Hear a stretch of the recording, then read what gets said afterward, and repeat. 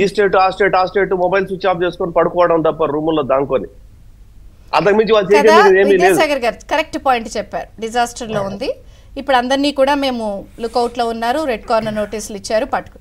అయితే ఒక FIR let me ask you this question and answer, please answer. FIR register అయ్యాక నిందితులు అనుమానితులు పారిపోయే అవకాశం ఉంది అని అనుకున్నప్పుడు ఐఓ ఇన్వెస్టిగేషన్ ఆఫీసర్ కొంచెం వాళ్ళపై నజర్ ఉంచడమో లేకపోతే వాళ్ళపై కొంత నిఘా పెట్టడమో, లోకల్ కానిస్టేబుల్కో లోకల్ పోలీస్ స్టేషన్కో లోకల్ ఎస్ఐకో ఇన్ఫార్మ్ చేసి అబ్బాయి కొంచెం వాళ్ళని చూడండి, వాళ్ళపై నిఘా ఉంచండి, ఇది బేసిక్స్. చంద్రిక గారు, మీతో పాటు నా ఇద్దరు మిత్రులు కూడా చెప్తున్నా, ఇద్దరు నాకు చాలా మంచి మిత్రులు. మీ ద్వారా ఈ మీడియా మాధ్యమం ద్వారా నేను ఒక ప్రజలు ఇప్పుడు అంటే ప్రజల తరపున అందరి తరపున అడుగుతున్నాను, ఎందుకంటే చాలా ఒక అధికారం మారడానికి ఈ వ్యవస్థ ఒకటి మేజర్ రీజన్ అయినప్పుడు ఇట్లాంటి అనుమానాలు అయ్యి వచ్చేస్తున్నప్పుడు కొంచెం క్లారిఫికేషన్. నేను అదే let me answer this question. Yeah please. మీ అందరి తరపున ఈ టీవీ చూసినటువంటి ప్రేక్షకులు, రేపు పొద్దున మళ్ళీ యూట్యూబ్ చూసే ప్రేక్షకులు అందరికీ కూడా ఏంటంటే, ఇప్పుడు ఎఫ్ఐఆర్ అయిందండి, అరెస్ట్ చేసి లోపల పెట్టాలండి, ఇది ఒక పద్ధతి అండి. ఇది మీరు ఇప్పుడు మనకు జరుగుతున్నటువంటి డిస్కషన్. రెండో పద్ధతి ఉందండి, ఎప్పుడు అరెస్ట్ చేస్తారో తెలియదు, ఎప్పుడు పోలీసులు ఇంటికి వస్తారో తెలియదు. హైకోర్టు రిజెక్ట్ చేసింది యాంటిసిపేటరీ బెయిల్, సుప్రీంకోర్టు వెళ్ళడానికి కూడా పర్మిషన్ ఇవ్వలేదు.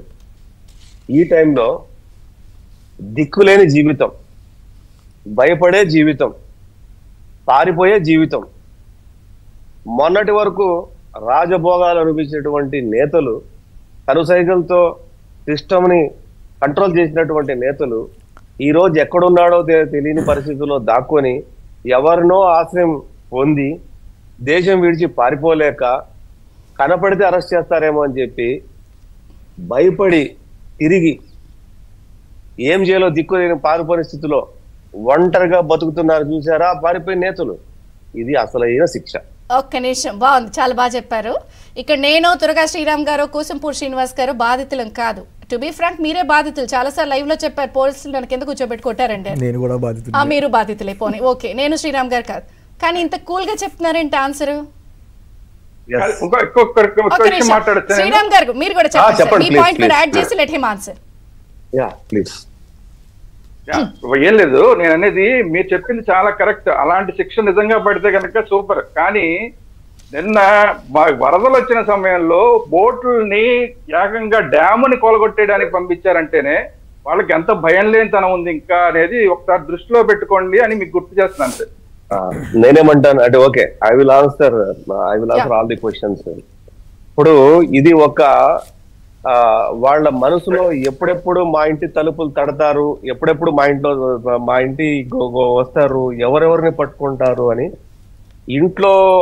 ఇంట్లోనే కాదు అధికారుల్లో కూడా ఏ ఎంక్వైరీ బయటకు వస్తుందో, ఎవరు మా ఇంటికి వస్తారో అని భయంగా బతికిడుస్తున్నటువంటి, ఒంటరి జీవితం గడుపుతున్నటువంటి, ఎందుకురా మనం చేసాం ఆ రోజు, మా అహం ఇంతేనా, మనిషి అంటే ఇంతేనా, ఆ భయానికి తృప్తి పడుతున్నారా లేకపోతే వేరే విషయాల్లో ఏదైనా కాంప్రమైజ్ అవుతున్నారు అన్న విషయాలపై ఎందుకు చర్చ వస్తుంది?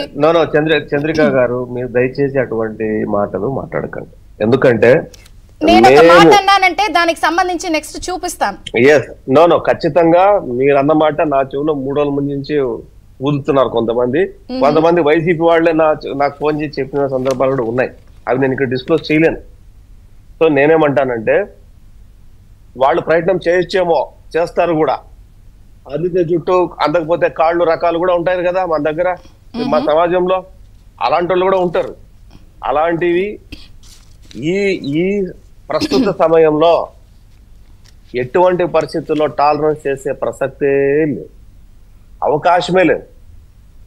మీరు చెప్పాను కదా, కొంతమంది సెట్ ఆఫ్ 17 మంది ఐపీఎస్ని రోజు నువ్వు వచ్చి ఆఫీస్కి వచ్చి సంతకం పెట్టేసుకో, ఇది ఐపీఎస్ సంతకాలు ఇంకా కొంతమంది పెట్టట్లేదు. దాని మీద కూడా ఇప్పుడు ఆర్డర్ ఒకటి, డీజీ గారు ఆర్డర్ ఇస్తారండి, నేను చెప్తానండి, డీజీ గారు ఆర్డర్ ఇస్తారు.